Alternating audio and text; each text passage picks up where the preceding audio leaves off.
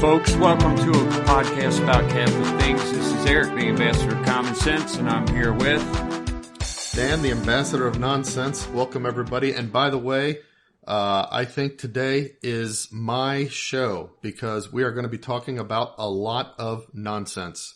Yeah, that's right. As the ambassador of nonsense, you should just be the ambassador to the Vatican. That's Maybe right. the I can sell my Vatican services is the to the land of Vatican. nonsense. They seem to be in some kind of competition with somebody about nonsense. Yeah. So I guess, okay, they're planning a synod on synodality.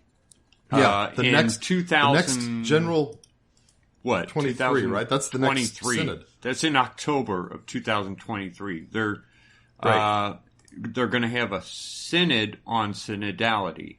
And you know, I just got to think. I mean, I'm just reading. This is the National Catholic Register. The Vatican released a working document and handbook Tuesday for the 2023 Synod on synodality. Do reporters who have to write this stuff, I mean, do they snigger and eye roll while they're typing it? I certainly would be. Do they ever even look at it, I wonder?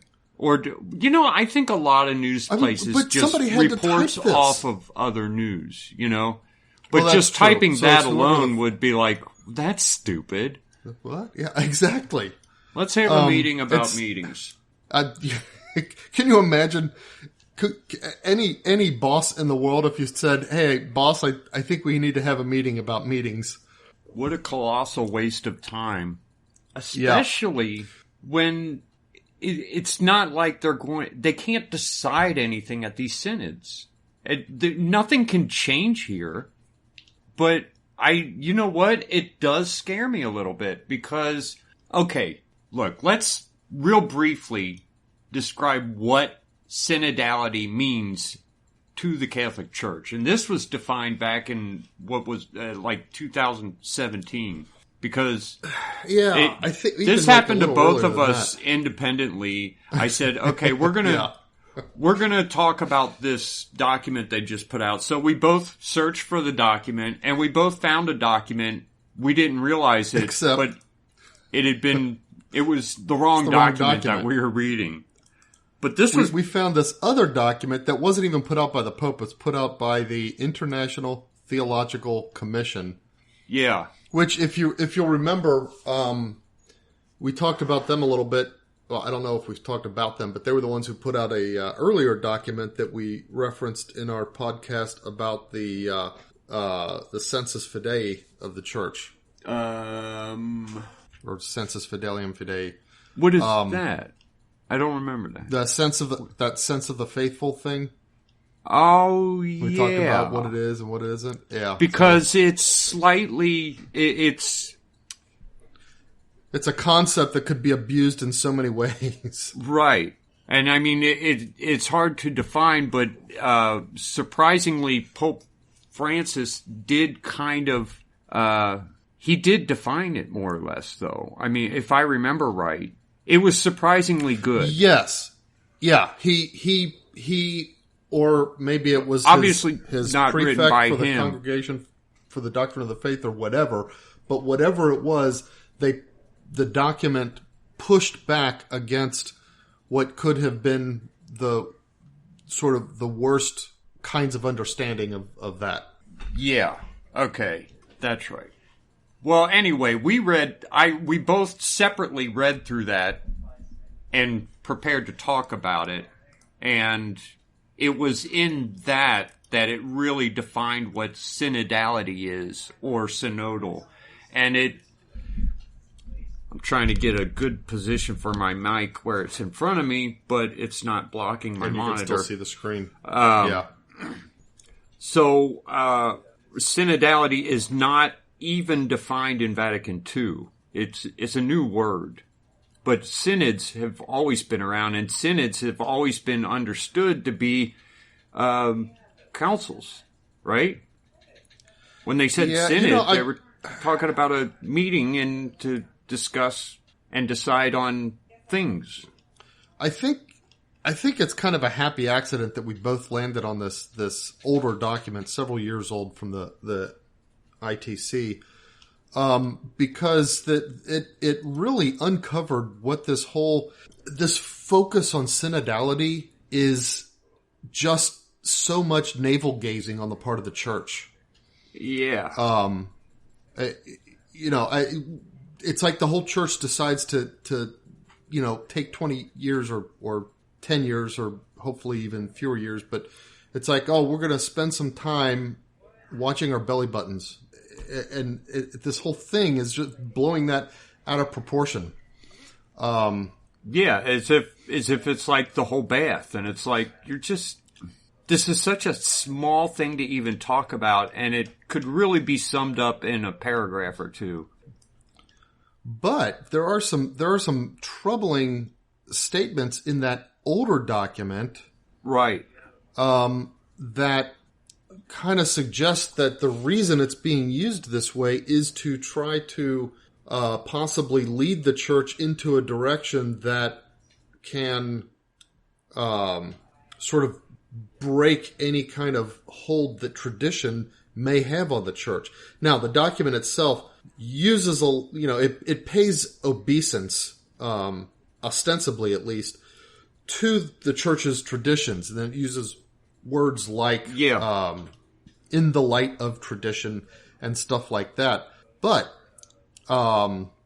just like in the very I'm trying to find it's like in the very introductory paragraphs of that older document, it's talking about here we go.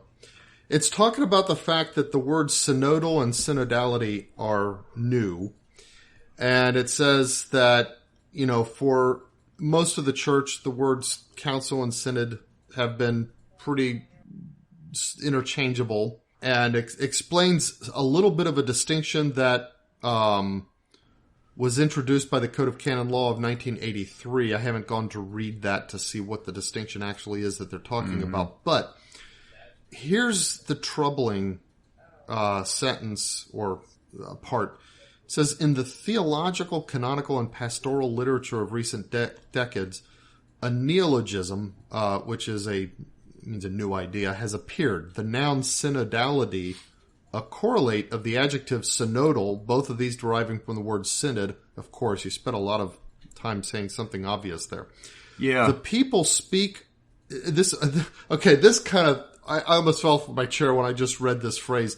The people speak of synodality. I don't know anybody who speaks of synodality except no one does. The aging prelates of the church who are trying to all find the bishops some way to make the church into their vision that they had at Vatican II. But it says, thus, people speak of synodality as a constitutive dimension or a constitutive dimension of the church, or court of the synodal church. Here's the thing. This linguistic novelty, which needs careful theological clarification, is a sign of something new that has been maturing in the ecclesial consciousness starting from the magisterium of Vatican II. That's one of the things this Pope talks about, the magisterium of Vatican II.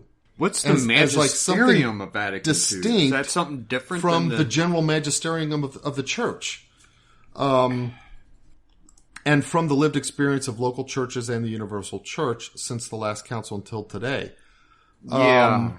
It kind of, it says synodality refers to the involvement and participation of the whole people of God in the life and mission of the church, while collegiality defines the theological significance and the form of bishops' actions and the communion of those bishops with each other in Rome.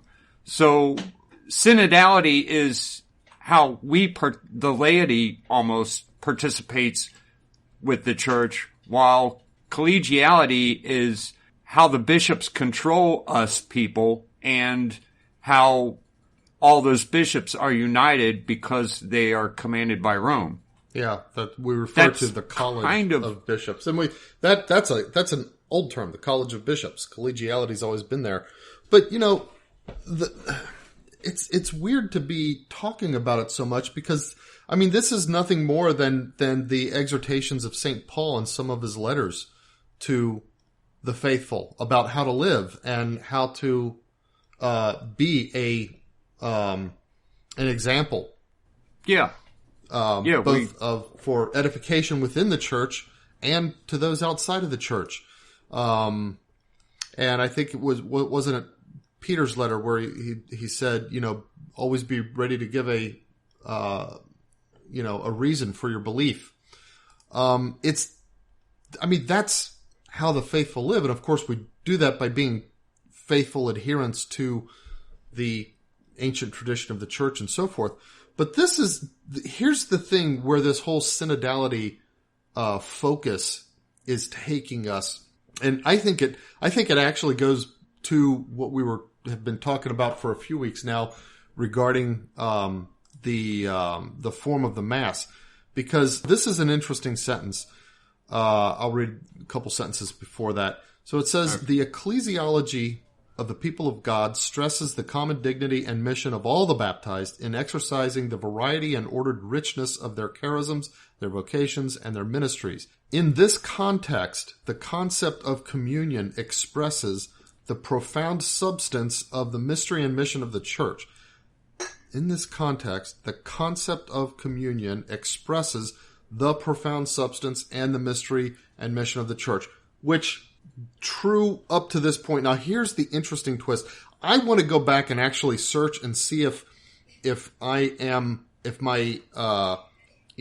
spidey sense, my spidey danger sense is justified here, because here's the phrase, whose source and summit is the Eucharistic synaxis.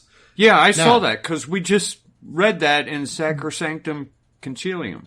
That the source and summit is the Eucharist. What this is saying is that it's the Eucharistic synaxis. Synaxis is just another term for the gathering of people to worship. Really? So this statement is wait a minute, making that very subtle change in my sense, and this is where I want to go back and see if we can find documents that align more to this subtle change than with how I've always understood it. Congregation this is saying of the Doctrine of the Faith. Okay, so this is quoting letters to the bishops of the Catholic Church on some aspects of the Church understood as communion. That's what that from is quoting. Paul VI, right? But it's not quoting; it's just referring to it. I thought it was because there's no direct quote. But it's got. Oh, I thought it did. Wait a minute. Oh, you're right. I'm looking at paragraph 6. You're right. Okay, there are no. So I think the fact like kind of playing Pope with St. words John there, Paul II would have said the Eucharist is the source and summit of the Christian life and of our sacramental life and everything else. This is making define this synaxis again. Modification. It's a gathering of people to worship. Okay, that is not where we. That is not our summit, and not the Eucharist itself. The source and summit, but it isn't. That's the point. That's what. Yeah, I mean, I'm willing to be proved wrong here, but I think this is a subtle but big problem. I didn't see that. I didn't catch it. Yeah, that's a serious problem because that acts as if all of our strength comes from each other, and it doesn't. It comes from God. It's not our gathering that gives us strength. It's God, Jesus Christ. Wow. So okay. And as I read through this, I saw what I should have done is printed it out and used a highlighter to be able to see things to talk about, but. Well, despite the fact that we were looking at the wrong document anyway. But it shows you where this... So I think this whole synodality thing is going to... I think what it's doing is refocusing our attention as a church from the sacraments to the gatherings.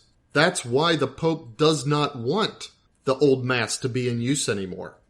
Yeah. That's why we have bishops who go into conniptions over saying the new mass, even in Latin. That's also why saying it ad orientem. That's also why before sending us that motu proprio, he did that what do you call it? That survey a year ago, which we did talk about back then, and I said, I wonder if he's going to use this as an excuse to get rid of the Latin Mass, the Tridentine Mass. Yeah. And it looks like that's kind of what happened. I don't think he really, the way he talks about us, those who love the Latin Mass, the traditional Latin Mass, makes it obvious that he doesn't know us, Right. And honestly, it's possible because none of the bishops do, but I have to wonder if he himself has actually ever witnessed a traditional mass. I started looking for that. I thought, okay, has he ever even seen any it? idea what he's talking about? Or is he? But he's old enough to have, isn't he? I would. Yeah, it didn't change so he probably attended it as a kid. Yeah. He probably didn't, I don't know what his childhood was like. Didn't pay much attention back then. But I mean, I went a few times as a baby before I was, old enough to, be aware of it.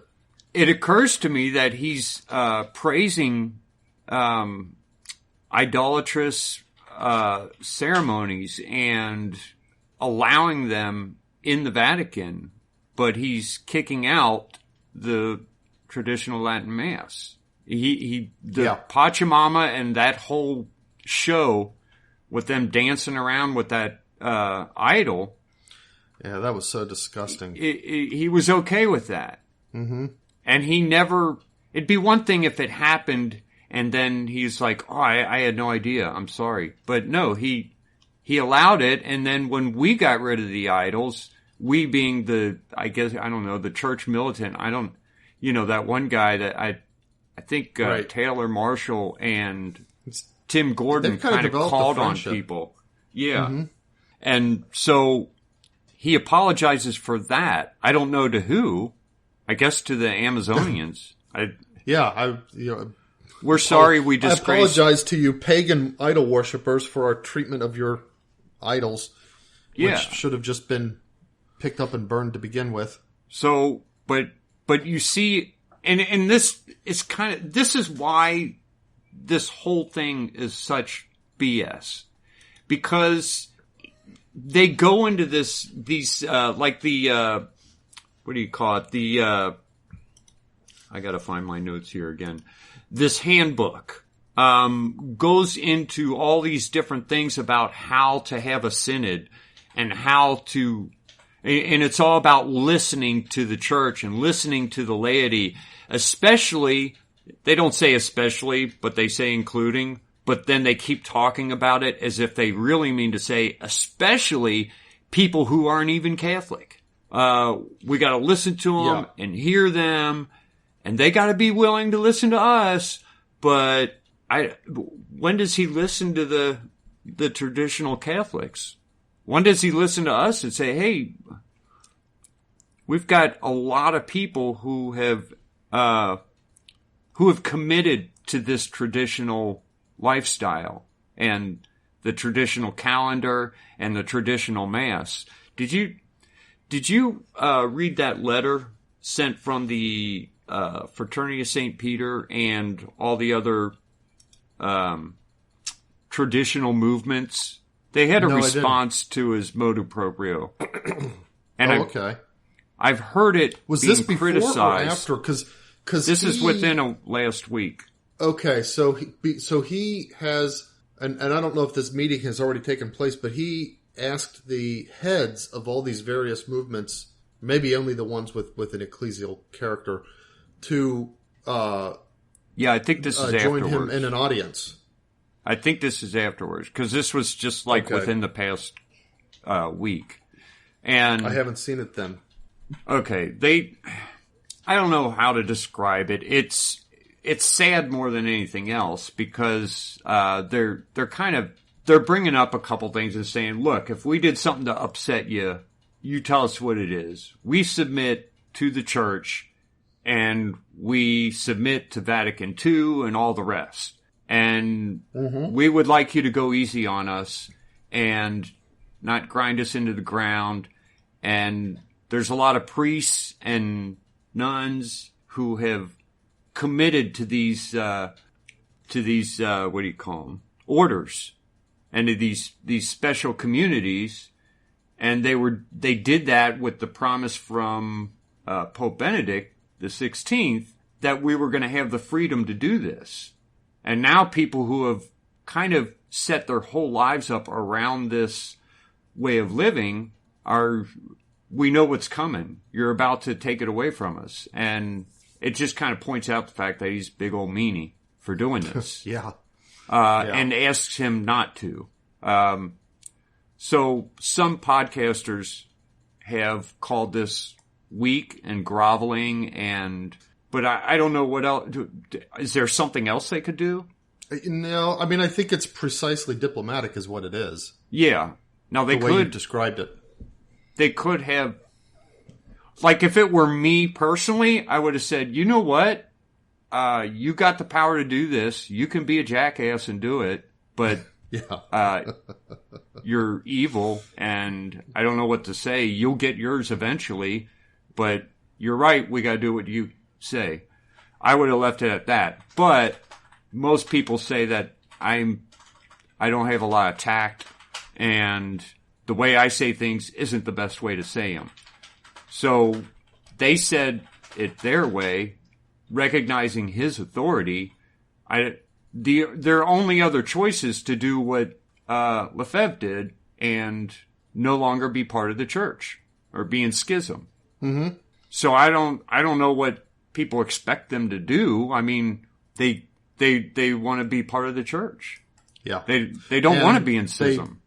They don't want to leave. Yeah, especially their the people that they've grown to represent in the various groups without the mass that they've grown to love. I mean, imagine if you're at the head of one of these orders or one of these communities, you've got a lot of priests under you, maybe some nuns, a whole bunch of faithful, and you tell them, I mean, it might come to this very soon. You can either say, all right, we got to go to the English Mass. We don't really have a choice here. Or you can say, let's break off and form our own church. Mm-hmm. Like all the Protestants did. And all the people calling for that kind of thing have all the same arguments that Luther and the rest of them had. Yeah, that's right. Because remember, Luther wasn't starting his own church. He was just kind of correcting or preserving the real church. Trying to, he was asking for reform. Same with Henry the Eighth. Oh, was it the Eighth? Yeah. Well, his big thing was about the marriage and all that kind of stuff. Yeah, but he wasn't. He was just claiming that he had that the Pope didn't have authority over him. But he wasn't trying to start a new church. He was just saying this is the church in England, the same as the church in Rome, except we're in England, so we don't pay attention to Rome. But that's what he was doing. He was breaking off from the church. So all these other churches could break off from the church and be in schism like the SSPX. But they don't want to do that. I understand that. I would probably be rude about it and mean, maybe, but yeah, I mean, what they're doing is they're taking the high road. What they're doing is, and I think this is actually, strategically clever as well. But they're giving the Pope absolutely no excuse for what he's done. Yeah, by not even reacting badly to it. Right, and I know people would say, well, that's why traditionalists and Christians and conservatives always lose, because they are always taking the high road. Except in this one case, there's no choice. Mm-hmm. This isn't like politics where we could fight back. It is what it is. If he says this is what you got to do, then we got to follow that. Yeah, yeah. And getting mean wouldn't help us at all. Oh, well. Okay, how do we get back? So, but here's the thing. I'm going to keep on that line of thought for a little bit, because I'm reading from the preparatory document, and he's talking about things that we need to do in order to address this question of synodality and that kind of stuff. And it lists out a few things. I'm just going to read a couple of them. Okay. Living a participative and inclusive ecclesial process that offers wait a minute, everyone... Where are you? Are you in the handbook or the preparatory document? No, the preparatory document section, paragraph 2. The new one that everybody's talking about. Yes. And these are the bullet points. It's talking about, it says... It's talking about things points. That we needed. The objectives that are of great importance for the quality of ecclesial life. Okay, so, this is a paragraph 2. The second bullet. Yeah. The second bullet is living a participative and inclusive ecclesial process that offers everyone, especially those who for various reasons find themselves on the margins, the opportunity to express themselves and to be heard in order to contribute to the edification of the people of God. Well, wait a minute. Huh. Aren't the traditional mass goers, don't they fall into that? I'd say they fit right in there. Yeah. Regenerating relationships. No, that one. How about recognizing and appreciating the wealth and variety of gifts and charisms that the Spirit liberally bestows for the good of the community and the benefit of the entire human family. Yeah, so,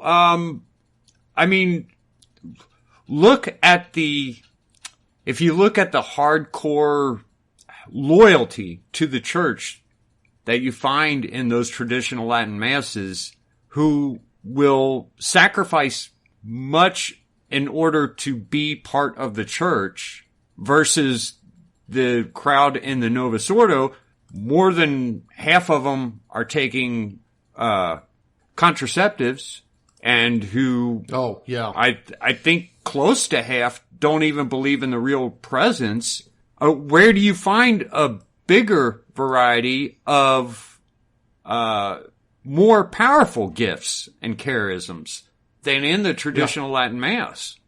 Nowhere. And, just to follow on that theme, reading, this is the old document now, in paragraph 9, it's just giving some points about synodality after Vatican II. Yeah. It says, besides, synodality is at the heart of the ecumenical commitment of Christians because it represents an invitation to walk together on the path towards full communion, and because it offers a way of understanding and experiencing the church where legitimate differences find room in the logic of a reciprocal exchange of gifts in the light of truth, but apparently not for those who not for us love the traditional Mass. Not for us. Now, here's the thing. This is telling. Paragraph 8, I'm jumping back up a little bit. This is the old document again. The fruits of the renewal promised by Vatican II in its promotion of ecclesial communion. That's kind of a weird. The fruits of the renewal that was promised by Vatican II in its promotion of ecclesial communion, episcopal collegiality, and thinking and acting synodally, even though it never used the word, have been rich and precious. So first of all, wait a minute, Vatican II, where are you right now? Old document, paragraph 8. Paragraph 8. Okay. Yeah, I've got that one highlighted too. Yeah, the Vatican II promised a renewal, and the fruits of that renewal, according to this document, have been rich and precious. Because the church is like ballooned. Is there any breathing person on this earth who doesn't think that the church is in a extreme crisis of falling apart? That's what I just get flabbergasted at this.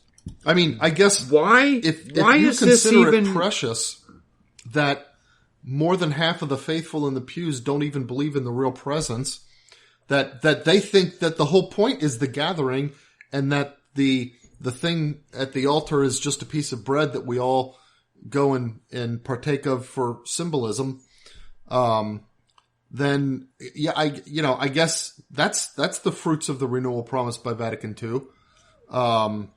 If you want to see it that way, just take out the lack of faith in the laity.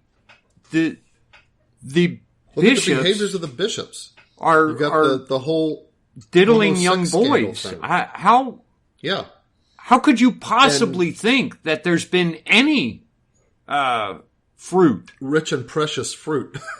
Yeah, I mean, that's ridiculous. Unless that's what you consider it to be. That's got to be what they're talking. This was written like 2-3 years ago. This is not written in this isn't old stuff. All of this stuff didn't happen and hasn't become known. We're calling it old because it wasn't yesterday, but this is only a couple of years ago. This is just recent. And so whoever wrote this document is talking about these rich and precious fruits of a church that has become, a joke among the rest of the world because of how badly its prelates have behaved. And many of its faithful have lost faith. And there appears to be, the more we hear, the more we're seeing also financial corruption throughout the entire hierarchy. Oh, yeah, yeah. And that's one of those things that have been easily hidden from us for decades because the Vatican enjoys its own little economy there that doesn't have to behave in any particular fashion. So apparently this has been going on for a long time, and to the point that there are accusations of assassination and things like that. Yeah. So the corruption is so deep, and I mean, like you said, it's kind of a standing joke about just the priests in the church, but jokes always have truth to them. That's why they're funny. Mm-hmm. And it's, I mean, when you talk about a priest, I don't know what cloud these guys have their heads stuck in. It's amazing. Well, given that they're into navel glazing, their heads are probably stuck somewhere other than in a cloud. Yeah, yeah. Getting a real close view from the inside of their own navels. Yeah. So, again, and we see that over and over again. The fact that they want to be so open with everyone. In paragraph 18 of the preparatory document, it says, in fact, the work of evangelization and the message of salvation would not be comprehensible without Jesus' constant openness to the widest possible audience. That whole statement is just stupid. As the crowd. Jesus' openness to the widest possible audience. It wasn't Jesus' openness. It was the people seeking him. And because he was telling the truth. He said they're how did he describe them? In fact, he had pity on them. Without a shepherd. Yeah, it was a flock without a shepherd, and these poor people have these bishops. I mean, they were the high priests and stuff, but they were like the bishops, and they were feeding their own people to the wolves. And Jesus had pity on them. That's kind of exactly what's going on now. You've got to quit sinning. You got to stop doing bad things. Don't follow the examples of the Pharisees, who were the equivalent then of the bishops now. Yeah. It's this whole document. Here's the thing. Yeah, it's so bad. When it talks about all this, and it's like it's trying to convey the message that, hey, we're going to listen to everyone. We're going to take everyone's opinion in, and we're going to before we make any decisions or before we define any more doctrine.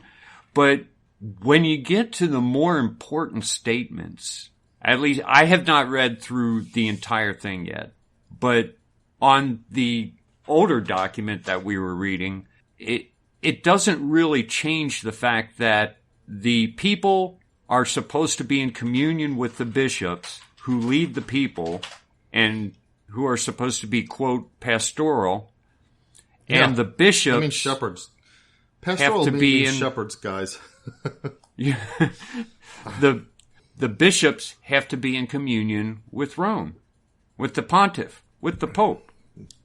Who's the vicar of Christ. And that's how the church is the body of Christ. Yeah. And actually, it's more, even more so than the hierarchical structure, of course. It's Holy Communion. Not our gathering for communion, but communion itself.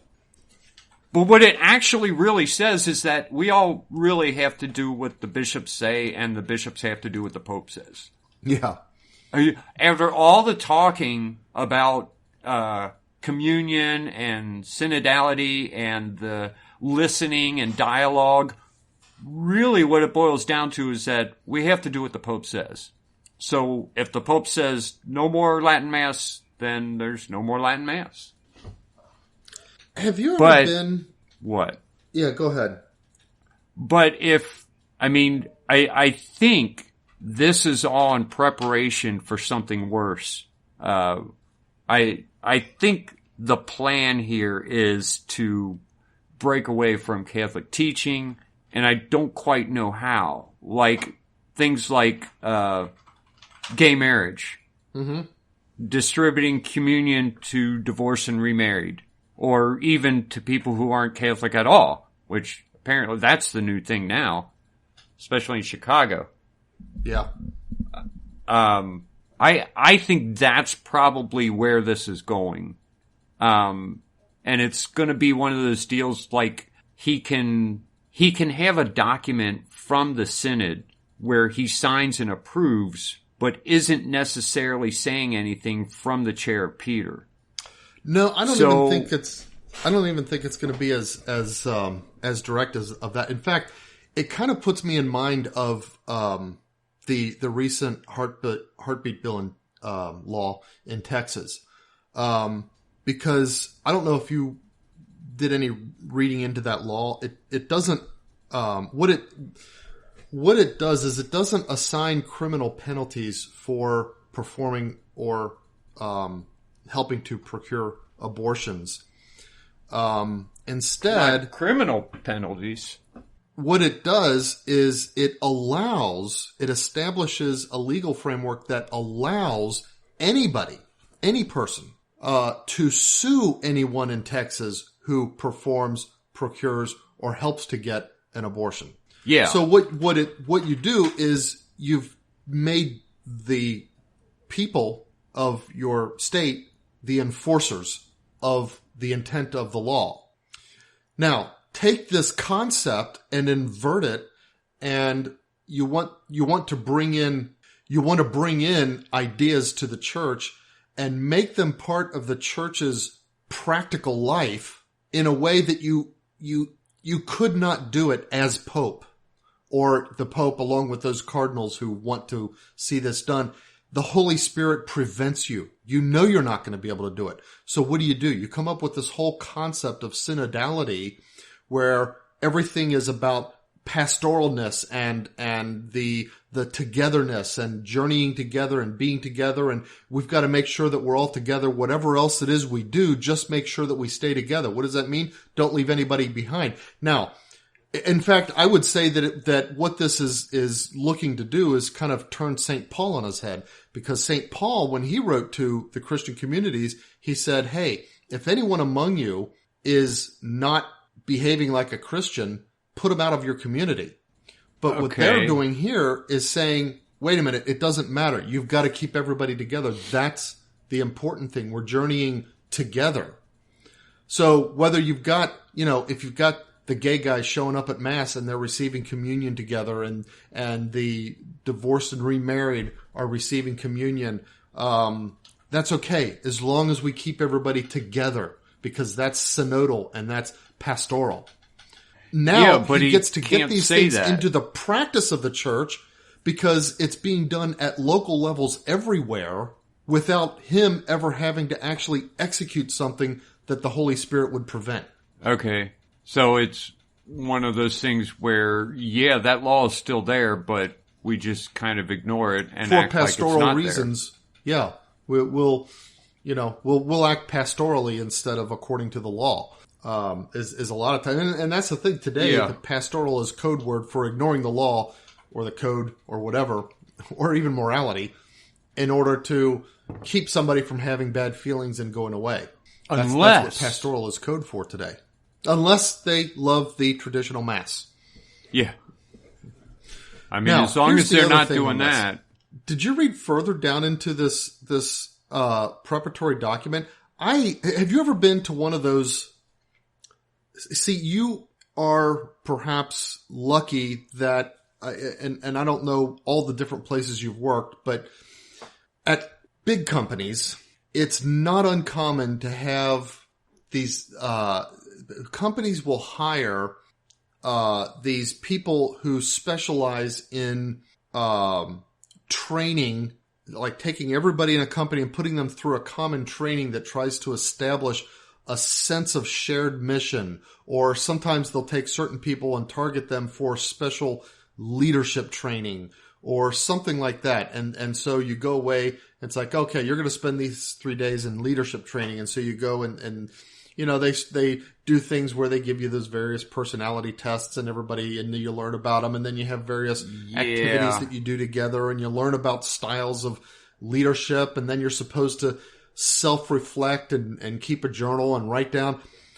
I know what you're talking about. I've never had to endure it.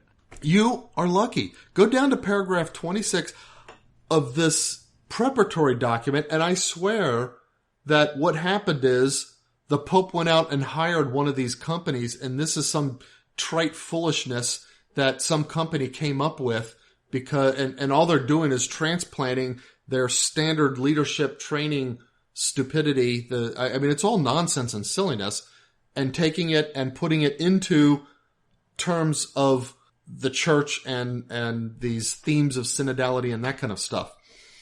So like paragraph 26 is a fundamental question. It says, here's the following. Here's the question that guides the synod, so to speak. A synodal church in announcing the gospel journeys together. That's in quotes.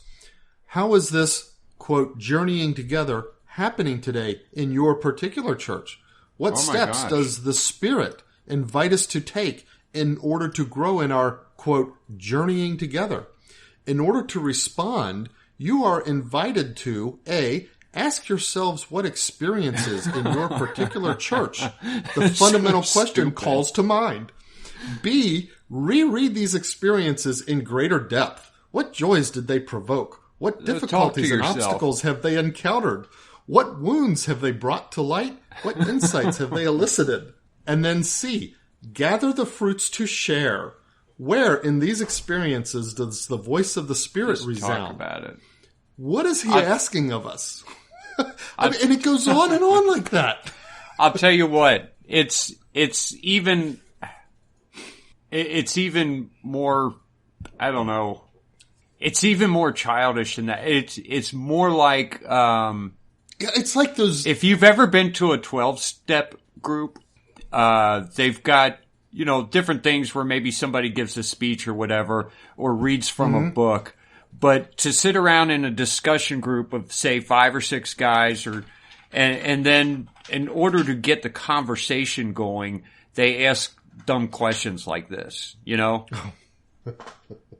That's what this is like.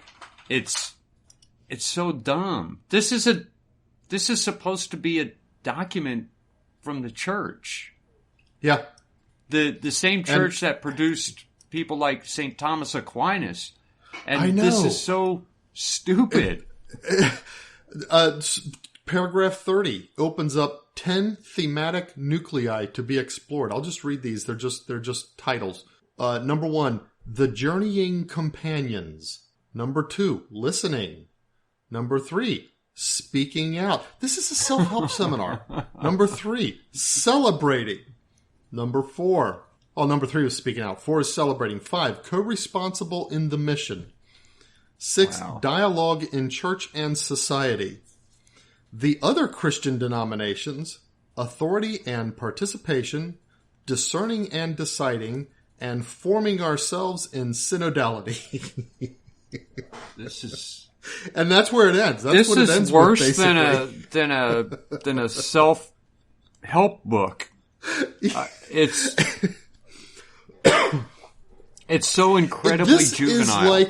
This is like every show, every sitcom that has portrayed a self-help seminar guy in all of his stupidity and ridiculousness and childishness.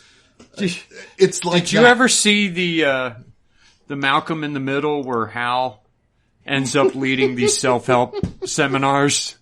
Because, Because, that it is one of the funniest episodes. Yeah, everybody, go watch that. That's how this thing kind of comes off. He goes to one of these and he's bored, and then the guy leaves, and this lady's sitting there crying, and he says, well, and suddenly, for some reason, that inspires her. So he just walks around saying,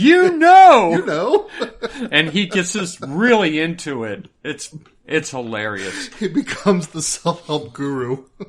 That's one of my favorite episodes. That's what this is like. Maybe, I don't know, maybe one of the cardinals or one of the bishops at this synod will speak up and say, guys, And they'll all be like, yeah, I know. Oh, yeah. Oh, wow. I didn't even see those. I was still way up at the top. You know what? Because there's so much fluff in here. There's so much talking that doesn't say anything. And when you read past encyclicals and the documents of the church, even Pope St. John Paul II, who was a change in style. Fluffy. Yeah, actually, he was better than I think, say, John the 23rd or Paul VI. But definitely a change in style versus, say the Piuses and Leo the 13th, and so on and so forth. But he actually meant stuff when he wrote, and he knew what he was saying. And what it wasn't page filler. It's not like this dribble. But this is like, if you read some documents, you have to read each sentence, and you have to know what they're saying, and keep it in mind as you read the next sentence. It actually leads somewhere. This is just fluff. You could skip most of this document and still really know everything that it says. Whatever it has to give, to offer. Yeah, absolutely. Because it really offers absolutely nothing. Nothing. You know what? Somebody could make here's the thing. You think of drama shows that are focused on an area, like The West Wing, for example, which I've never watched, but or comedy, but not the same kind of comedy that I would be going for. Think of The Office. Yeah. Somebody could do a sort of a sitcom. It would be more of a, I don't know if sitcom's the right word, but it would be comedy of the goings on inside the Vatican. Yeah. And you could just use the real documents and the real actions. Yeah, that you don't read need in the news of people coming out of it as your basis for your scripts and stuff. You don't need any satire. What conversations led to this? And you would have a hilarious script. Did grown men actually sit at a table and talk about this stuff? Come up with this? Exactly. There's no way. There's no way grown men actually talked about this stuff. This was one person being hired to write a bunch of crap, and then maybe here and there a bishop would be like, maybe you should add something like this. Here's what happens. 30% of the people said, oh, that's so great, I love it. 40% of them said, yeah, whatever, let me just sign it. And then another 30% said, this stuff is crap, but I don't have nearly enough time to actually say anything about it, so I'm just going to go ahead and sign it. Or the guts. Yeah. Or the guts, yeah. I cannot imagine being a part of any organization that put this in front of me and said, okay, this is how we're going to proceed. Give it your thumbs up. Right. And I'm like, yeah, I don't even know what this is stupid. That's so stupid. But here's the thing. It's a little bit of a relief that we know these people are this stupid. And I say the same thing about Democrats in office right now, because there's no way they can hang on. They can't maintain this. Yeah, it's not sustainable. Collapsed in on Stupidity is itself. not sustainable. You know, that should be a new motto. Stupidity is not sustainable. Yeah. It's just, eventually an adult has to take over, you know? Yeah. Or the whole thing just disappears. Mm-hmm. In China, the Chinese government took over, but I shouldn't say that way. 'Cause I got news about Pope Francis is defending his decision to betray all the Catholics in China. He's actually speaking about it now. Yeah, he said a little bit about it. It is pathetic. We'll talk to that. In fact, it's been an hour. Maybe we should. Maybe we should this up and getting on to news. There's not much more we could say about it anyway. We could just keep giving more examples, but I know we don't need them. It's just so dumb. Yeah, you get it. You get it. Okay. Well, let's talk about. I'm sorry, I'm adjusting my microphone again. Let's talk about current events, and I'll go ahead and start with the Pope Francis one. He defends the dialogue with China via the appointment of new Catholic bishops. When did he appoint new Catholic bishops? He gave in to the China's appointments, as far as I know. Yeah, the dialogue regarding the appointments of new bishops, in which he told the Chinese, "Yeah, the Chinese government can appoint them." Yeah, and I mean, the dialogue was China saying, "This is what you're going to do, and we'll let you have this much money for doing it," and so he did it. That's the dialogue. Yeah. He says that uneasy dialogue is better than no dialogue at all. Well, I would say it is. If part of your dialogue is betraying every Catholic who's ever clung to the church in these areas where they're being persecuted, that's so evil. Uneasy dialogue, better than no dialogue at all. I mean... And compared talks with China to those with Eastern European countries during the Cold War. Oh, you gotta be kidding me. Eastern European countries. Well, that is the most pathetic thing I have ever heard.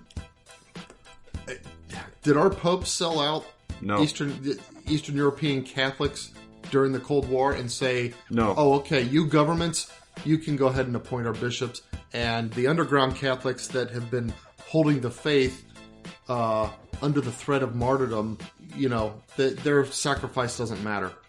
No, I don't think never. any past Pope did that. Pope John Paul II certainly didn't. I mean, he was very strong. Oh no, boy, he was.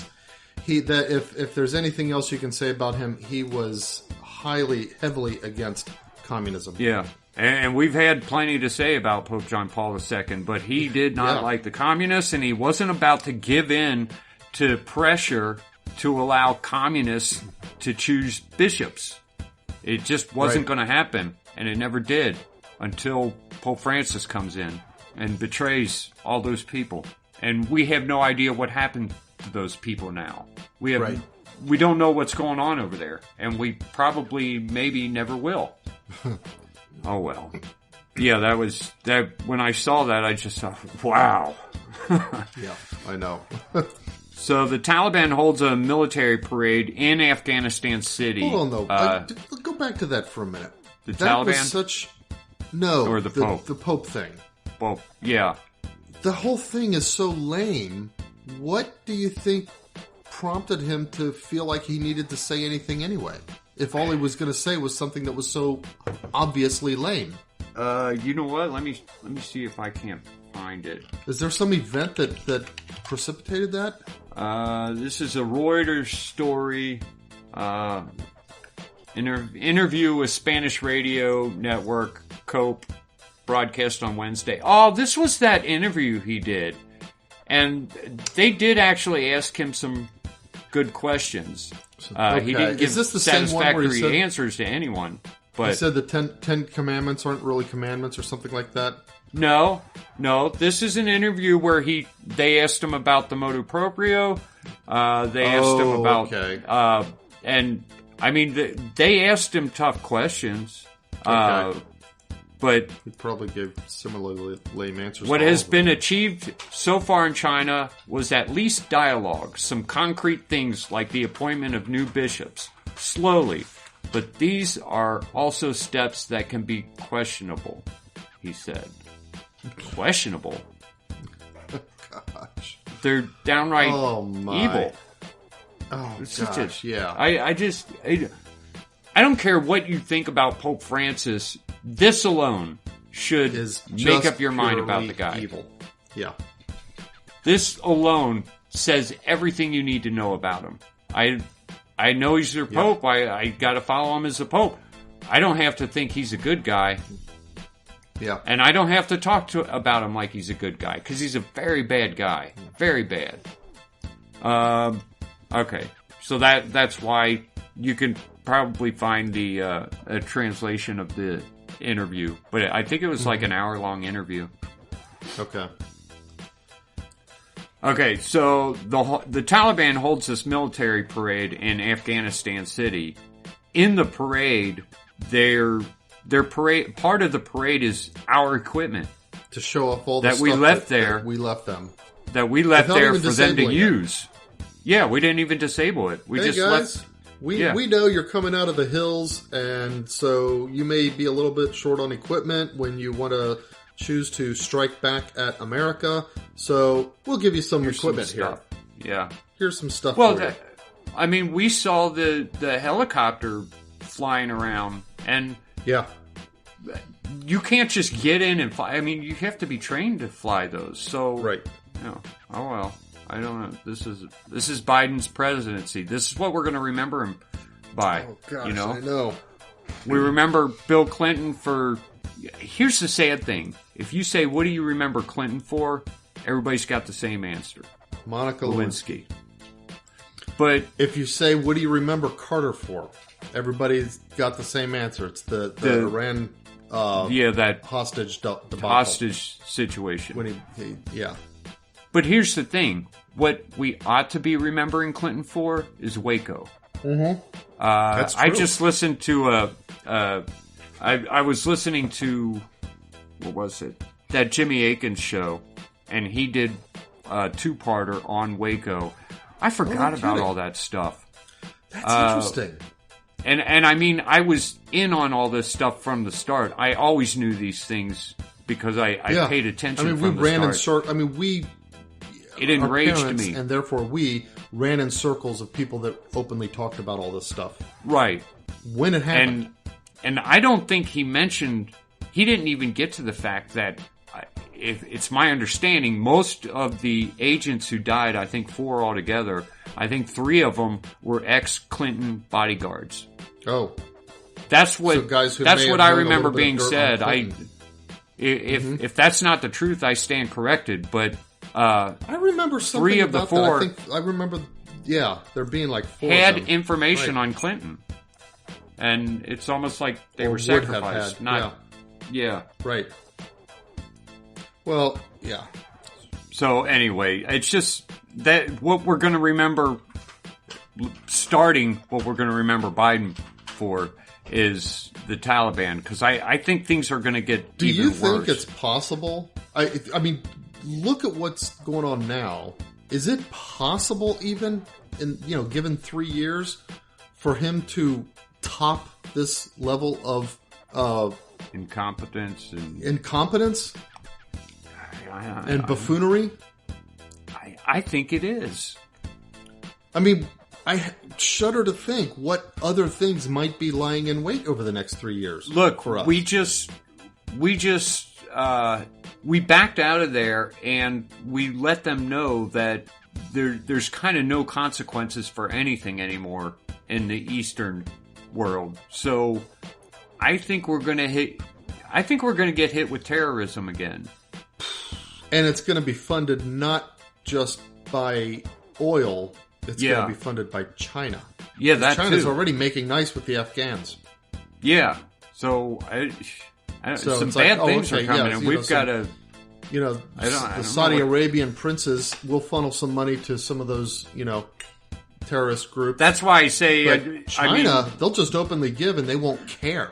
Nobody's going to invoke any kind of economic sanctions against China. Nobody's got the guts to do that. The incompetence of the left is such that they're not going to be in power very long. They can't be. Well, but that means either we're going to take over again or China takes over. There might not be anything to be in power of for very long. Right. That's the sad part. And they don't see it. They don't realize it. They're that stupid. Yeah. Oh. This is one where there really is some stupidity going on. We question that with our bishops, but there's a lot of stupidity on the left. Yeah. Oil spill in Syria. And Syria's largest refinery continues to spread across the Mediterranean Sea. Wow. A tank containing 15,000 tons of fuel began to leak on August 23rd. I didn't know about it. Satellite imagery indicates that the spill covers an area of around 800 square kilometers. So let's compare that with the Valdez. Hold on real quick. While you were saying that, I decided to go and look up because you remember the Valdez oil spill in the Gulf? Exxon's I know oil that tanker, the Valdez. I was pretty young. I just remember that everybody hates Exxon from now on. The Exxon was, I don't know why they didn't change their name. They were universally hated. If you wanted to demonstrate corporate evil, you talked about Exxon. Even more than Enron. Yeah. Enron was just financial. Exxon was environmental. That was a different thing. Yeah. Okay, it wasn't in the Gulf. It was up in around Alaska. Okay, so they're saying so you gave it in terms of tons. Well, no, the tank contains 15,000 tons, but how much actually spilled? They're not saying how much is spilled yet. Okay, hold on. But they are saying the spill covers an area of 800 square kilometers. 800 square kilometers. Yeah. Okay, so 1 ton is 42 gallons. So almost 500 square miles. So, okay, to give people a sense of perspective, this tank contains 15 million tons, you said? 1,000 tons. Okay, hold on. This seems 1 ton equals 42 U.S. gallons is what I'm reading here. So you take the Valdez spill was 11 million gallons. That's 261,000 tons. And you're saying this one was 15,000? Yeah. The Valdez spill was 17,000 times as much as the amount in this one tank. This is a minor spill compared to the Valdez. Yeah, this is a minor spill. You know what? I'm looking at the satellite imagery. It's really not that bad. Mm-hmm. Yeah, it's big, but we're talking about the Mediterranean Sea. Yuckiness. Part of it is that it is the Mediterranean Sea. I don't know what the Mediterranean's various pathways to the main ocean are, but it'll kind of become part of the content of the sea for a while. But comparatively, it's not that significant. It's my understanding the Mediterranean Sea is very active. Oh, okay. And yeah. So I think I think this will clean up rather quickly on its own. I mean, I know it makes a mess, the beaches. I don't think that mess lasts a real long time. Mm-hmm. I don't know. Maybe it does. But if it did, then how come not all the beaches are covered in oil, you know? I mean, well, there were a lot of natural product anyway. Well, yeah. But it's there were a lot of cleanup activities. What do they do to clean that stuff up? Detergents that break it down and stuff like that, and allow nature to then clean it up and stuff like that. They use some kind of enzyme, I think, to get the oil to break down faster. Okay, well, anyway, it's a spill. A big old mess in the Mediterranean Sea right now. But it's not going to ruin the Mediterranean. Right. U.S. Department of Justice gets its 50th guilty plea in the criminal investigation. First of all, some of these pleas are so stupid and moronic that anyone would plead guilty just so they could pay the $200 fine and go home. But this is the January 6th thing? Yeah. But aside from that, the fact that these guys are being tortured. Yeah. I mean, these people are in isolation over the stupidest, idiotic... You'll plead guilty to anything sometimes to get out of this stuff. Yeah. I mean, it's just... it's a shame that there's not going to be justice here. Yeah. And that... Well, and it is a shame because it has become obvious that under Clinton and then Obama, they have together successfully, even 8 years of Bush Jr. couldn't undo this, and I don't know if maybe he didn't even have a little, he maybe didn't even care to undo it, but they have successfully turned the Justice Department into an enforcement arm for the left. Right. Yeah. It's just, and they could do what they want, and they did what they wanted in Russia, and they do what they want in China, and man, I'm taken back to Waco. 70-something people killed, women, children. Yeah, and there was no justice. Somebody should have lost their head. The guy in charge of negotiations, they kept their jobs. Yeah, why? At the Department of Justice. Why weren't they let go? At least let go. They should have gone to jail. They should have been put to death. Yeah, but there should have been a. It's sad that these kinds of things happen, but this is life, and it's happened like this all through history. Bad people do bad things, and get away. Their judge is going to be God, and future generations, when they look back on this, wow, these people were wicked. But yeah, they don't care. It's kind of funny is people are so willing to see the bad of previous generations, but not in their own generation. Right. Yeah. So there's protests across Greece in front of hospitals to oppose the vaccination, the forced vaccinations, which takes effect today, and could end up in the dismissal of 10,000 workers who refuse to get vaccinated. Yeah. I hope they hang in there. Me too. I hope they stick to their guns. And I hope New York that in your story list? No, what happened?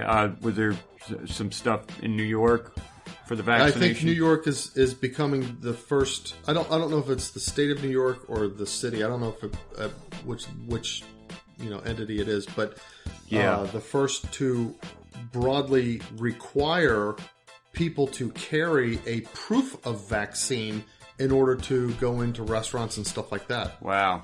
Yeah. Well, this is the way we're headed. Either we can, enough people protest, we can put a stop to it, but when I saw everybody show up with a mask, I realized I don't think anyone's going to fight. Not enough people. Yeah. People gave in so quickly to the mask mandates. And it's just, but in the vaccine, though, it's just so stupid because everybody acknowledges that the vaccine doesn't work. Otherwise, you wouldn't need the mask. Everybody knows that the vaccine that doesn't work is for a sickness that most people get without even realizing they have. Yeah. A virus that they get without realizing they have because they don't get sick. And even those who do get sick, most of them recover. And so you've got an ineffective vaccine for a dud of a killer virus. And I don't mean to minimize those, who truly suffer from it, but as a public health issue, it's just so stupid that people would be so focused on this and want to have mandates and stuff. Yeah. It's, but it's, I mean, what do you say? That it is what it is, and it's just, I really think this is a failure of the church. Yeah. The church stopped teaching people, and this ended with a lot of people getting really stupid. I don't think this could have happened in the 50s, and it's not because people were brave. It's because people had a little bit of common sense. They were just, smarter. People were catechized, and it's not there anymore. You didn't have anybody in the 50s who said that mathematics and logic are racist. That's the stupidity of today, and under that stupidity, we have vaccine mandates. Yeah. No, I'm looking... Okay, Patrick Coffin. Mm-hmm. I listen to his podcasts all the time, and he's always talking about a place to go with information about COVID. And whenever I'm listening to it, I'm driving, and I can't go there. Except one time I tried to go to that website, and I was not able to get to the website. Oh, really? So, I mean, it wouldn't, and it was something culture, I think. I can't, but see, now I'm looking at his name, I'm looking at his website, and there are no links to whatever it is I'm talking about. Every single podcast, he talks about a website, and I don't know what that is, and there's no links to it on his... like, not even at the bottom of the... page for the website and stuff. I'll look for resources because this is bugging me because I want to find out, because we're talking about COVID and all this stuff, and I wanted to give a shout out to this website that apparently has all these resources, but guess what? I can't find them. I don't know. He doesn't even list it on his own website. He's not putting the right show notes or whatever. Yeah, restoretheculture.com. That's what it is. Oh, okay. There's a lot of good stuff on restoretheculture.com. A lot of speakers, a lot of doctors, a lot of information that you can get on COVID, on the lockdown, on the masks, and especially were you on able the to get vaccine. To it? Yeah, I was able to get to it. I couldn't get to it on my I've got a iPhone. 404. You got a 404 at restoretheculture.com. Let me type it back in. R-E-S-T-O-R-E. In fact, I'll do the whole thing. HTTPS. Restore, R-E-S-T-O-R-E, the culture, CULTURE.com / Yep. Okay, no www or anything. Yep. Error 404. Destination. Oh, no, everything's working on our side, so the link you clicked is either wrong or has been retired. You sure it's not like www? I have the exact URL I'm seeing is https://www.restoretheculture.com. It's got to be www. Why wouldn't the regular one doesn't Why work. wouldn't their webmaster take care of something? That's retarded. How could they make that big of a mistake? Because a lot of people don't even realize that is a mistake. Okay, but he's got professional web designers here, doesn't he? Now, do you think this is Patrick Colfin's site or something somebody else put up? I think he's the biggest part of this. I think this is his. Maybe, but whoever. Maybe not. He's probably, maybe not. Okay. Even if it is, he's probably using a nephew or something as his webmaster. No, this is professionally done. Okay. Yeah, this is copyrights by Patrick Coffin Media, LLC. This is his site. How could he make that big of a mistake? It's got a ton of people on here, doesn't it? Yeah. He could probably triple his traffic just by fixing that mistake. Yeah, good point. Unless, should mention it to him. well, I don't know. I mean, most of the time it just forwards when you don't have the www. People don't usually type it in like I did. Right. Nobody types in. People just type in restoretheculture.com, and whether I put the www in or not, it'll go there. All of my sites, you can insert or leave out the www. Right. Well, the thing is, most browsers these days, you type something in the URL bar, and they'll treat it as a search, and they'll throw it at Google. I always disable that in my browsers. If I type something in the URL bar, I want them to go to the specific site that I typed. And if I want to do a Google search, I'll type Google and go there first. The only time I get a search out of that is when I'm not typing in a website. But if I type in a website, not even a whole URL, just www.com, something.com, it will go to that.com. And it'll add an HTTPS. Have the rollover to the www. It's he might think everybody's working against him on this, and maybe they're not. Maybe he's just doesn't. Maybe somebody just forgot to add that. Somebody's got to know this. Somebody tell him. If anyone has any, anybody who Patrick Coffin might actually read your email or your post or your comment or something. Send something. Tell him to this is a really dumb mistake. All right, kind of a rookie mistake in web administration. Yeah. Okay. Where are we? So we were talking about Greece. Oh, hey, wait a minute. Hold on. I'm going to interrupt you again. The whole woke culture thing, and everybody's getting rid of the word master everywhere. What did they replace webmaster with? I didn't. Who's replacing master? What's wrong with master? Oh gosh, yeah. Because, like, for example, in both electronics and computers, there's a concept of master slave, and so we got to call it client and server now. It can't be master slave, or like on GitHub. All these companies are saying, no, we can't call our main branch master anymore. We got to call it main now, because master is a hearkening to, the antebellum American South thing. I didn't even know this stuff. There's this whole movement call to masters and slaves. Uncle Ben's rice is. Well, I knew that. Forget what they did. Yeah, but Uncle Ben, because he's a black guy. Master. I've never heard of master being. Eliminated. Like you have a master clutch and a slave clutch. You got but your transmission. I know, but you know what? That's boost. Actually, automotive companies are getting. I bet if you go look in 2022 service manuals, master cylinder. Yeah, master cylinder. I'll bet it's still called a master cylinder. I don't know. You go and look in 2022 service manuals. I bet they're calling it a main cylinder. I'll look it up. For the next round of cars that are coming out. Yeah.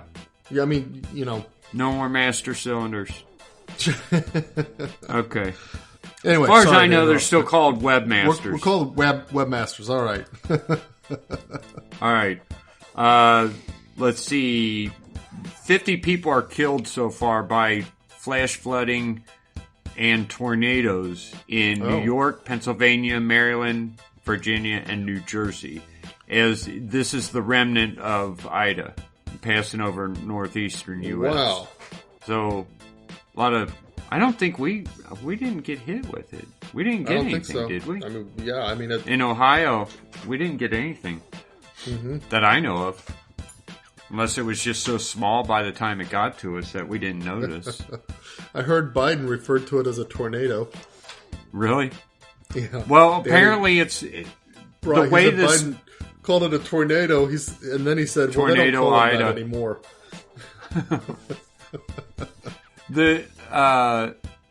The way this headline is worded, it makes me think that tornadoes are coming out of the Ida Oh, that's remnants. not uncommon. Yeah. Okay. That's very common. Okay. 12 people are dead in the Congo following a toxic leak from a massive diamond mine in Angola. Wow.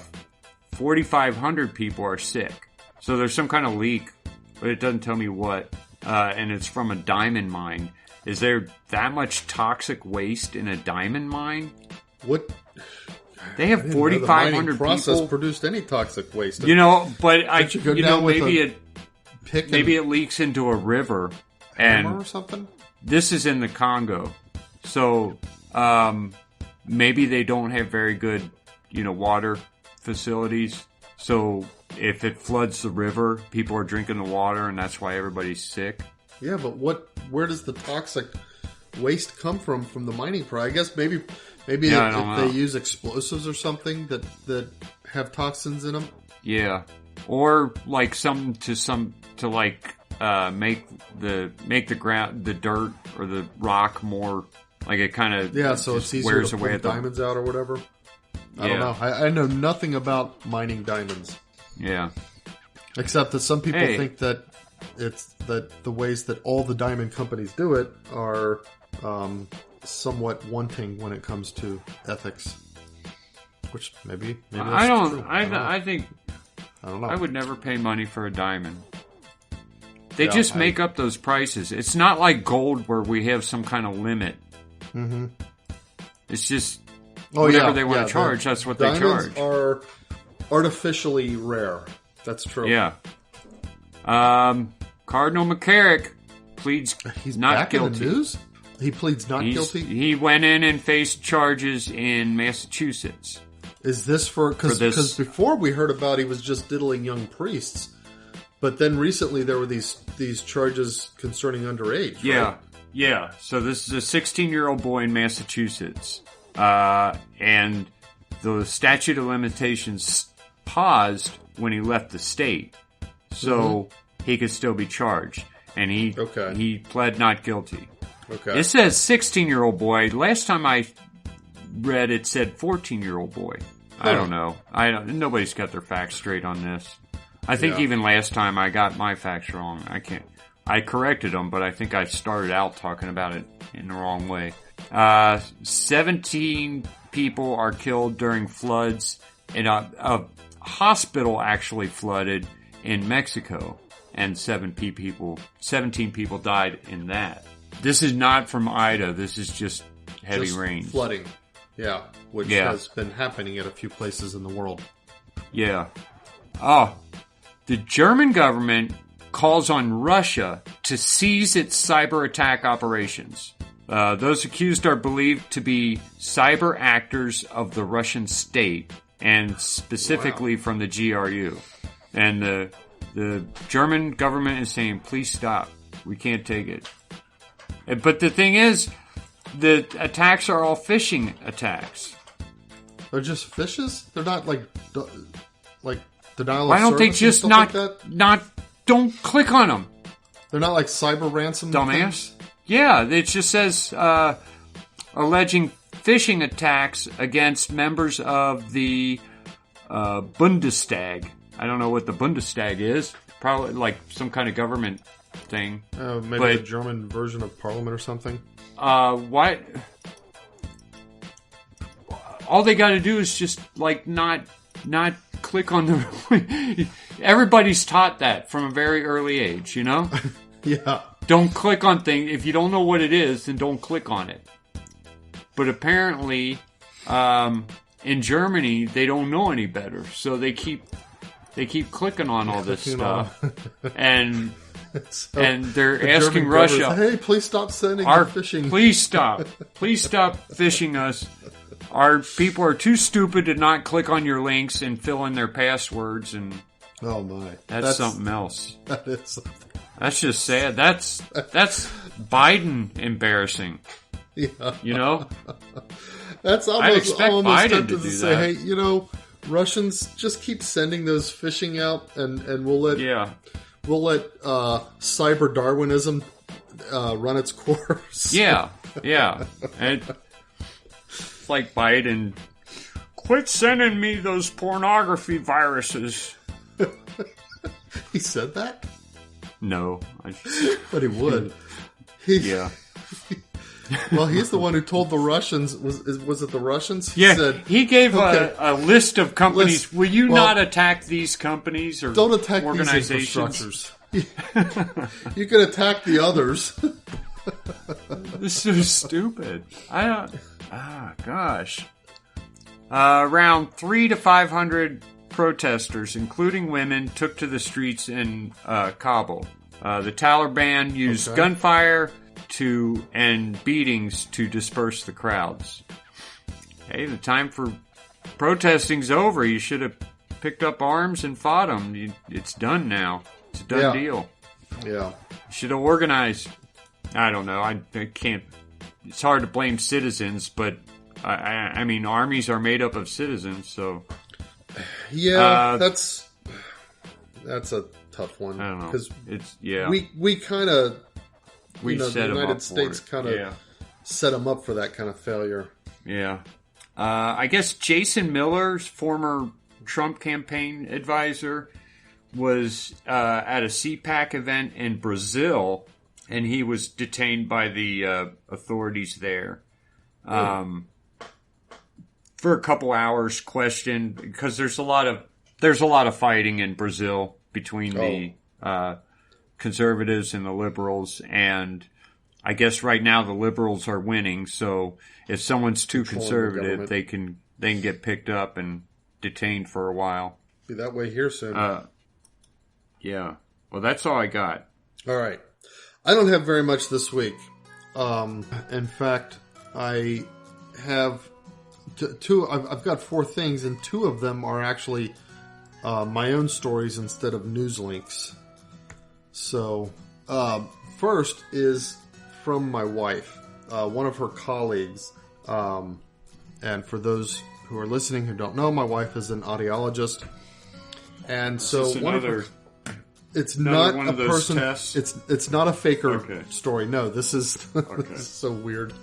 So, audiologist is, the person is. They do. There's a test that they do that can kind of determine whether they've got like a wax impaction, which would prevent a valid hearing test and stuff like that. And so anyway, they found that and they said, okay, we probably need to get this wax. And they're looking in the ear, and she sees all of this like black stuff in the ear. And she's like, oh my, this, is this like fungus or what? And so she's asking the patient, a woman, do you have like real itchy ears or something like that? Or, have you been told that you've got a fungus problem or anything? She said, no. So she says, okay, well, we won't be able to test you, but I've got to refer you to your physician to have this looked at and see what this is. So anyway, she sends her home. She's setting her up with her physician, and she reached out and she was asking her a few more questions about it. And then at one point, the woman says, do you think this could have anything to do with the coffee grounds I put in my ear? The what? The coffee grounds. Coffee grounds? Apparently, why'd she put coffee grounds in her ear? Apparently, she thought dumping coffee grounds in... Actually, the way she said it was, do you think this could be because I cleaned my ear out with coffee? Apparently, she thought putting coffee grounds in her ear was the way to get the wax to fall out. How could anyone ever... That's so... Well, we've been talking about stupid things all day. This is the woman that when she was in grade school, kids pretending to be her friends told her that they had a treat for her and she should close her eyes and open her mouth. Yeah. And she did it. And she did it. I'll tell you what. I every now and then I get a wax buildup, and for a long time I would put in a little bit of water and hydrogen peroxide, let it sit there for a half hour, then turn over, then do it again. I had so much trouble unclogging my ears. Mm-hmm. And then my son, Sam, was having that trouble from a very early age. And we'd take him to the doctor. Doctor would clear it out. And it would take about 5 minutes. And then the doctor's like, you can do this yourself. And he told me about the ear elephant. Or maybe it's elephant ear. It's a product. But it's a spray bottle. And it's got a little nozzle on it. And you put it in your ear. And you just start squeezing it. Does it flush? And, oh my gosh. Through? I mean, I'll do it for the kids. What do you put in the nozzle? It's like a spray bottle, and you put hydrogen peroxide, alcohol, and water. Mm-hmm. 3 parts, 1/3 of each. You want to be careful with the alcohol. Yeah. Certain kinds of alcohol can dissolve the eardrum. Your actual eardrum, really? Yes. Well, maybe I'll just skip that from now on. But I see in the that's the directions say. I know that Debrox, the commercial product, is like a mixture of hydrogen peroxide and, I don't know, like some kind of oil or something like that. Well, I think the oil is just to get it to stay around longer. But okay, no, I've never heard of that. That's a cool thing. So it's called ear elephant or elephant ear, and you can find it on Amazon for like $15. Probably ear elephant, because like the elephants, like you know how the elephants will squirt water out of their trunks. Yeah, I bet it's called ear elephant. Probably, okay, yeah. So it would take me like a minute maybe, and I would get chunks like almost the size of a grape sometimes out of the kids' ears. Because like 2 of my kids have a bad problem with wax buildup. Yeah. And they'll be like, Dad, I can't hear, and I have to do this thing, and then they can hear again. Huh. But if they go too long without asking me to do it, they get ear infections. But ear elephant or elephant ear, it's an amazing thing, and it saved me at least 20 trips to the doctor to get the kids' ears cleared out. Cool. Yes, but not coffee. Just don't put coffee grounds. You don't use coffee grounds in your ear. See, when you said black, I was thinking blood. Usually, dried up blood looks black. Black mold. Yeah, I would think maybe she's cleaning her ears and she scrapes them. Likely and obvious. But coffee. Anyway, that's a new one. Yeah, that's definitely a new one. Okay, so this one is just kind of funny. I don't know if I told you that. I might have just told you this story just because it's funny. But so I've got some grandkids who are living in Vancouver, and I was up to visit them. And for some reason, we ended up in this general store. There was something I think we were trying to get. Like, my wife had one of those new iPhones that don't have the regular thing to plug in earphones, and we were trying to find the right adapter you gotta for find that or something like that. Yeah. Anyway, so there's like the hardware department and then the sort of pet and garden department. Yeah. And they've got these bags of birdseed. So my grandson picked up a bag of birdseed. I just love the fact that he was able to do this with a completely straight face. He walked up to the guy who's working there and he says, "What kind of birds will this grow?" Bird seed. That's right. And the guy starts explaining, he's like, "Well, you have to already have a bird." That's the kind of line that, like if I were a single guy and there was a girl at the counter, that would be a good opening line. That would be a good pickup line, yeah. That'd be great opening line. I never had any good opening lines with girls. I gave up at an early age, and it's not... Like, every now and then I would think one up, and then I would try it, and it was like, well, that was just dumb. That didn't work at all. I think that would be a good one. What kind of birds does this grow? Yeah, definitely. All right. Well, speaking of birds and following along that same theme, these birds are not eating seeds. Instead, I guess they're kind of heroes in New York. Somebody caught I don't know if they caught a video or just a picture of this heron eating a rat. And of course, New York is one of those places with rat problems. What is a heron? A heron is like a... Think of like a crane. Oh, okay. Yeah, kinda. we see those down at camp. And it caught okay. Rat. Yeah. Mm-hmm. Great blue heron eating Wait a minute. It's in the water. It's pulling it out of the water. Lift the rat once killed out of the water and swallow it. I don't know if it was like already dead in the water or if it found it and killed it. That's disgusting. Maybe it was just like laying in the water and it picked it up. Yeah. Same article says that last year somebody caught one on camera eating a baby alligator. I guess these herons baby alligator?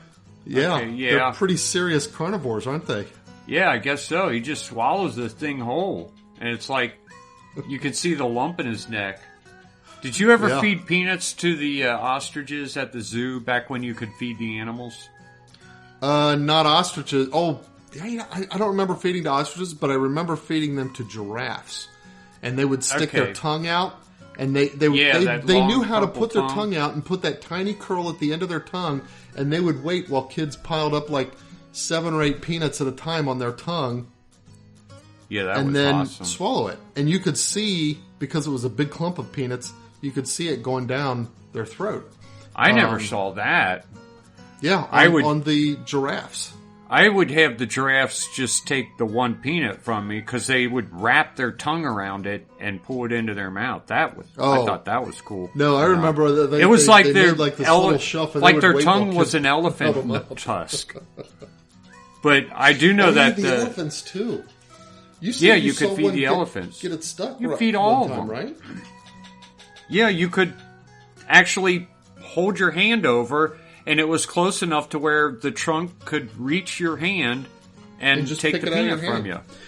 That was a good age to be alive. I mean, a good era to be alive. Yeah, before it was. Kids started getting ideas to do stupid stuff and feed dumb things to the giraffes and elephants, and then the zoo had to put a larger barrier. Because you could go buy. They had vending machines to buy peanuts for the purpose of feeding the animals. Like a quarter machine. You just put the quarter in, and then you got some food, and you could go feed them. Mm-hmm. I mean, I can't even imagine a zoo doing that nowadays because it's so closed off. But that's how cool it was. Yeah. And I remember feeding ostriches peanuts, and you could see the peanut travel down its neck. Yeah, it was cool because they're so skinny. Yeah, kind of like Ethiopians, right? Sorry. I should. Like when they get a piece of rice stuck in their neck. Ethiopian choking on a piece of rice. Jeez. We didn't care when we were kids. Things were just funny. Yeah, it didn't matter. You could tell a joke. All right. Last item.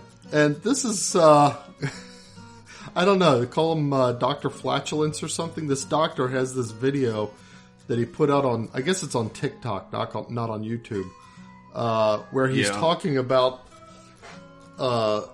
he's kind of like delivering the lowdown on flatulence. But one of the big things is that you shouldn't hold it in too long because it reabsorbs into your bloodstream, and then chances are you just breathe the fart out of your mouth anyway. That does not happen. Well, not like it comes out as a fart, but the gases themselves reabsorb into your blood, and you end up breathing them out because then they get into your lungs. I don't believe that. I don't see why not. Because if you hold it long enough, you can't hold it, and it's like, hey, I'm coming out whether you like it or not. I think that's some what of them happens. get like that. Some of them they'll kind of like go back in for a little bit, and then and then come out again eventually. Later. But during that time, it's like, okay, well, then it's back into your intestine. Do you think it really reabsorbs into your body? Well, why not? Why? I mean, your various capillaries are designed for the exchange of gases in your blood. Yeah, but not there, that sucks, like, at that part of your colon, it's sucking water out of your food.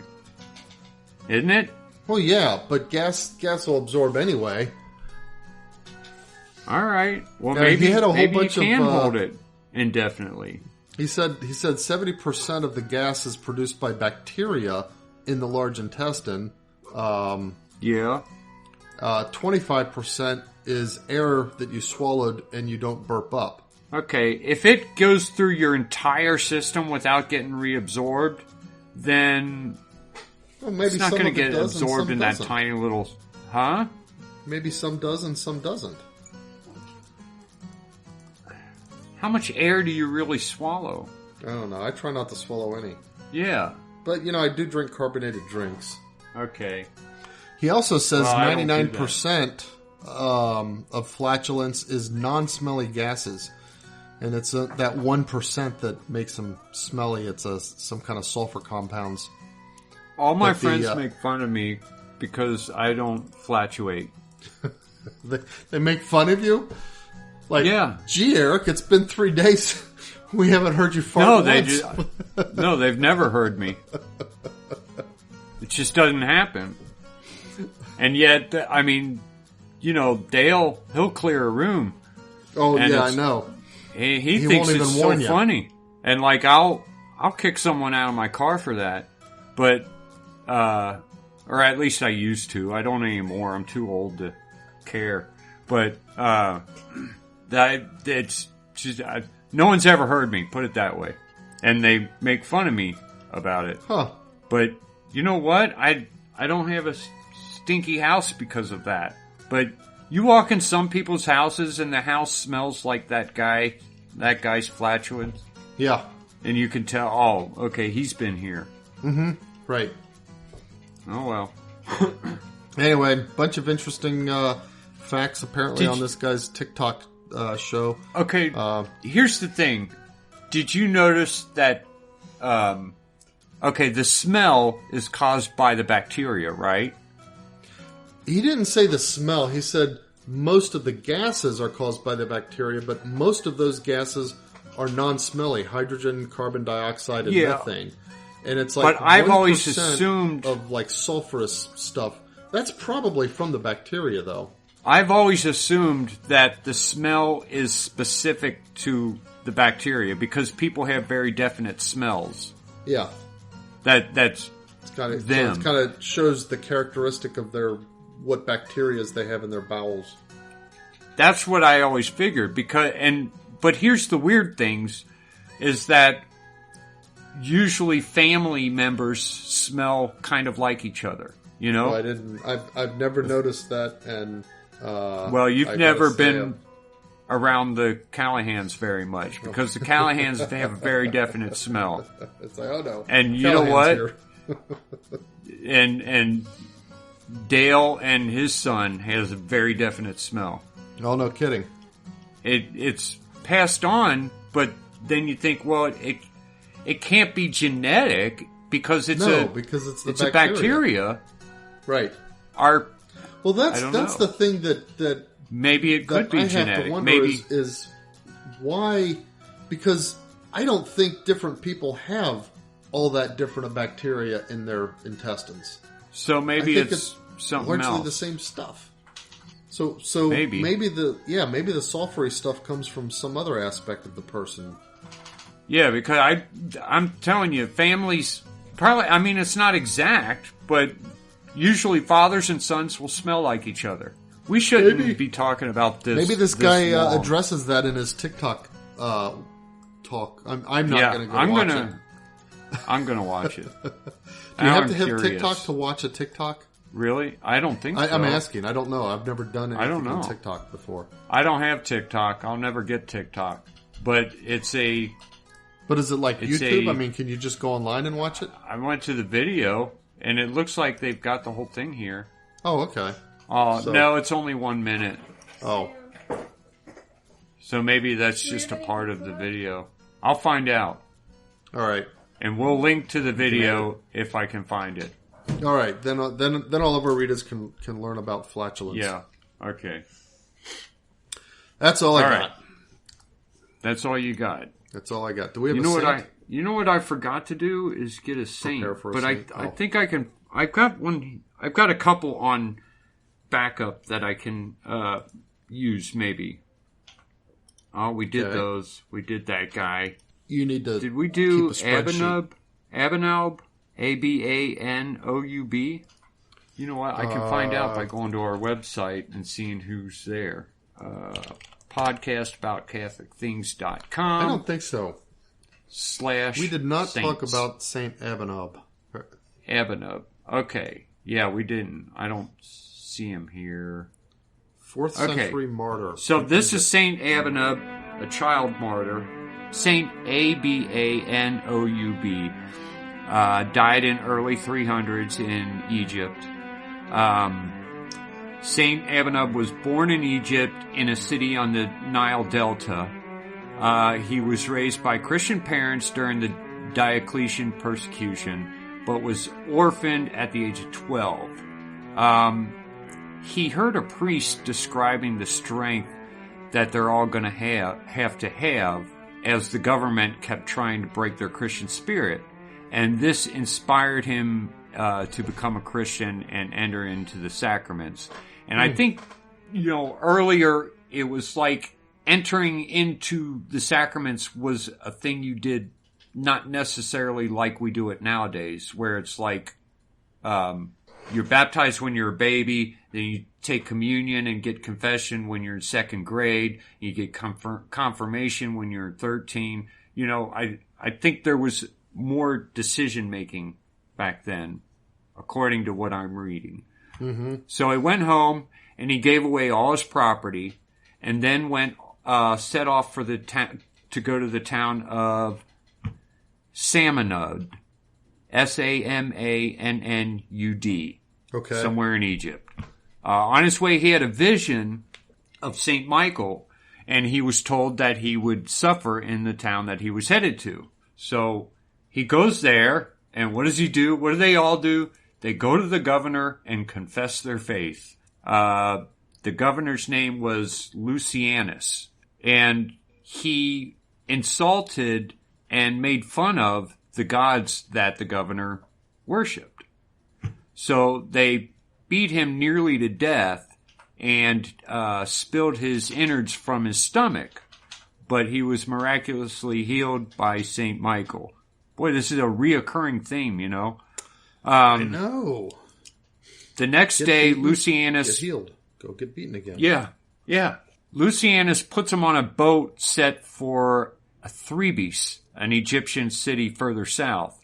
The men on the boat and their captain hang St. Abanoub upside down from the mast and take turns hitting him as they're getting drunk and rowdy and stuff. As Abanoub's nose begins to bleed, the entire crew was struck blind, and the captain was paralyzed. They begged Abanoub to pray for them and promised to become Christians if God would fix their situation. Abanoub told them that they would not be healed until they reached Thebes. So a strong wind carries the ship to the city, and the crew and their captain keep their words, and they're all healed as they reach the city, and they keep their words, and they convert. Together, they all go to the governor there and confess their faith, and he ordered them all to be executed.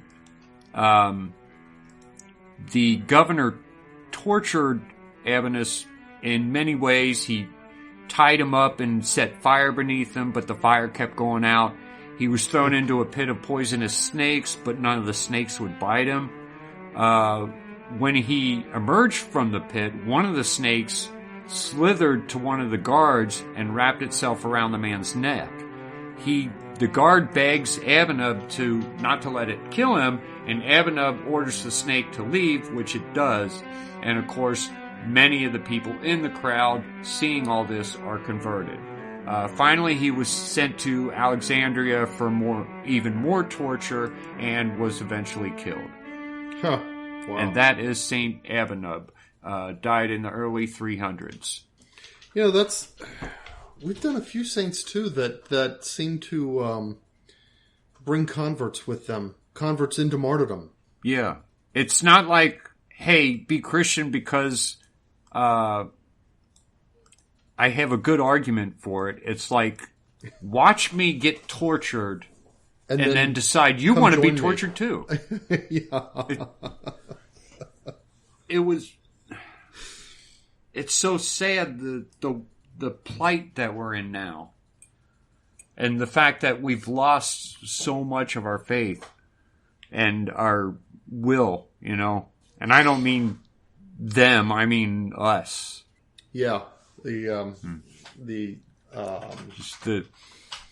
I can't imagine me doing any of this stuff. Don't you think that if they had just had, that it would have been so much more successful at bringing even more converts into the church if back then they had been thinking about journey companions? About what? Journey companions. What do you mean? I'm talking about that document we were talking about earlier. Oh, yeah. Okay. If there had been more synodality.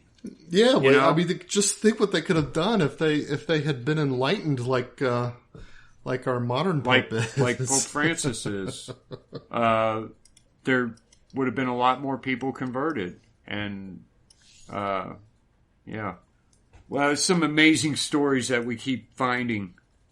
I'm glad we started doing a stories about saints section. Mm-hmm. But that is all we got tonight, I think. Yep. So, folks, think about what we said, and as always, circle the beads. And we'll talk to you next week. Bye, everyone.